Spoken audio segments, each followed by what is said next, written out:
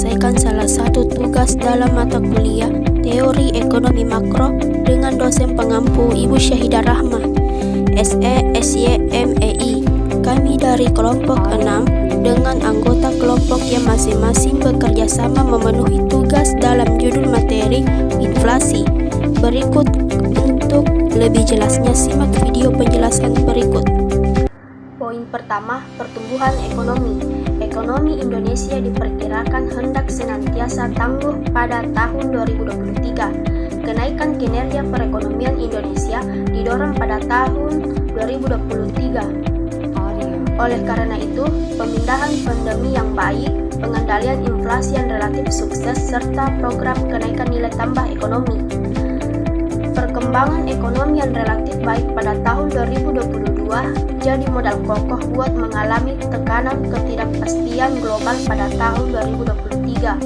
Perkembangan ekonomi pada tahun 2023 diperkirakan hendak berkembang pada kisaran 5,3–5,5%. Konsumsi warga diperkirakan hendak senantiasa kokoh bersamaan dengan terjaganya energi beli warga serta inflasi yang diperkirakan hendak membeli ke sasaran bank sentral pada ekspor benda serta jasa diperkirakan hendak senantiasa berkembang positif.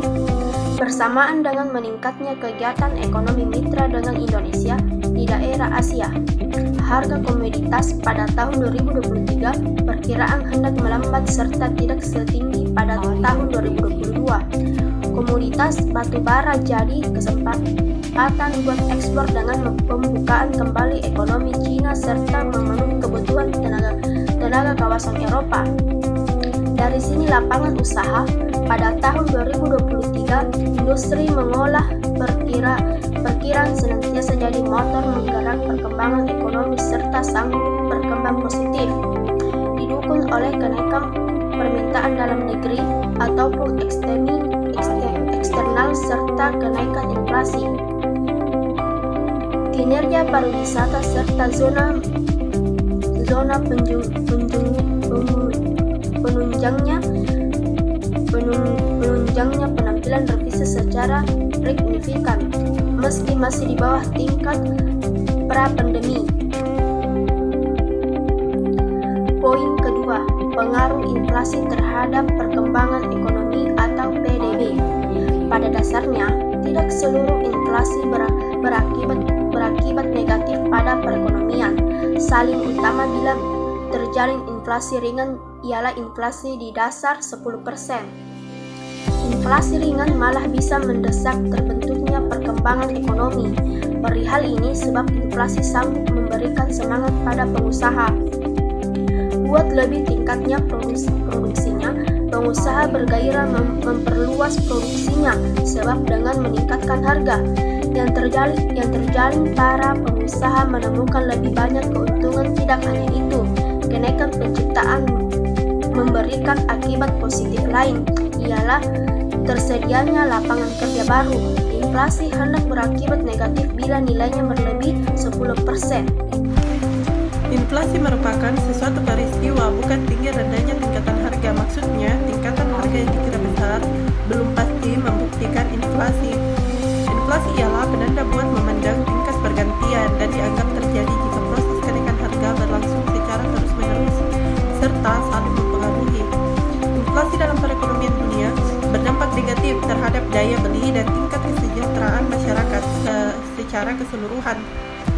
Hal ini karena inflasi akan menyebabkan rendahnya efisiensi dan produktivitas ekonomi, peningkatan investasi dan biaya modal, serta ketidakpastian biaya dan pendapatan di masa depan. Inflasi akan mendistorsi harga relatif, tarik pajak dan suku bunga real, membuat pendapatan masyarakat stagnan, menghambat investasi dan membawa ketidakpastian stabilitas ekonomi. Oleh karena itu, mengatasi inflasi merupakan salah satu tujuan utama dari kebijakan moneter. Inflasi memiliki dampak yang cukup besar terhadap kehidupan ekonomi, dan inflasi merupakan salah satu masalah ekonomi yang diperhatikan oleh para ekonom, pemerintah, dan kebijakan suatu negara. Faktor-faktor terbentuknya inflasi: pertama, memaksimalkan aktivitas ekonomi, dengan begitu akan terdapat suatu kenaikan harga berupa permintaan agregat yang tidak dapat diimbangi dengan penawaran agregat yang meningkat juga sebab terdapatnya hambatan struktural pada perekonomian.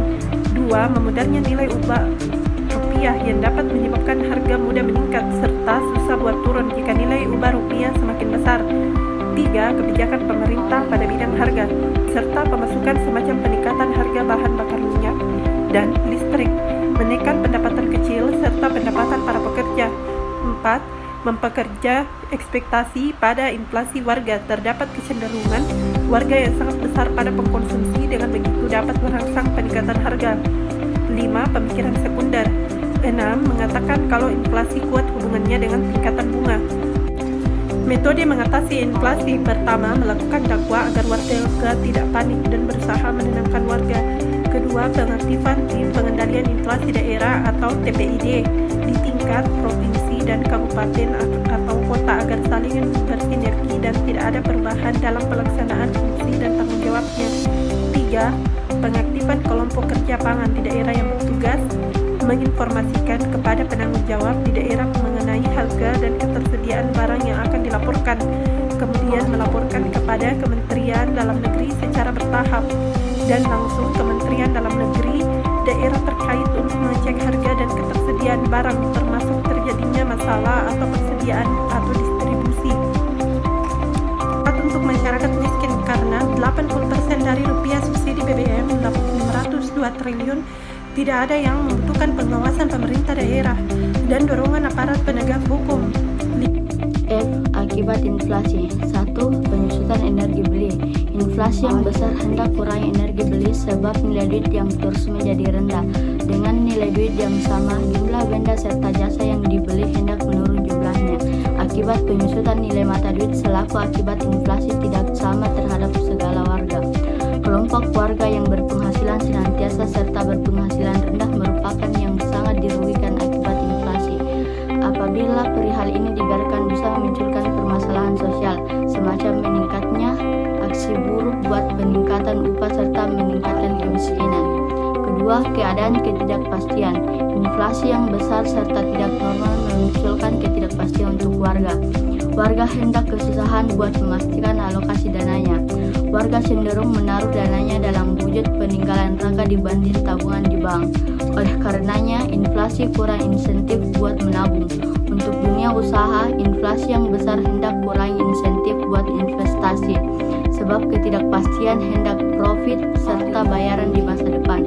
Keadaan ketidakpastian ini dalam jangka panjang hendak membatasi perkembangan ekonomi. G. Tingkat inflasi. 1. Inflasi ringan terjadi apabila kenaikan harga-harga kebutuhan pokok terletak di bawah angka 10% setahun. Kedua, inflat lagi terjadi apabila peningkatan harga-harga kebutuhan pokok terletak antara 10% sampai 30% per tahun.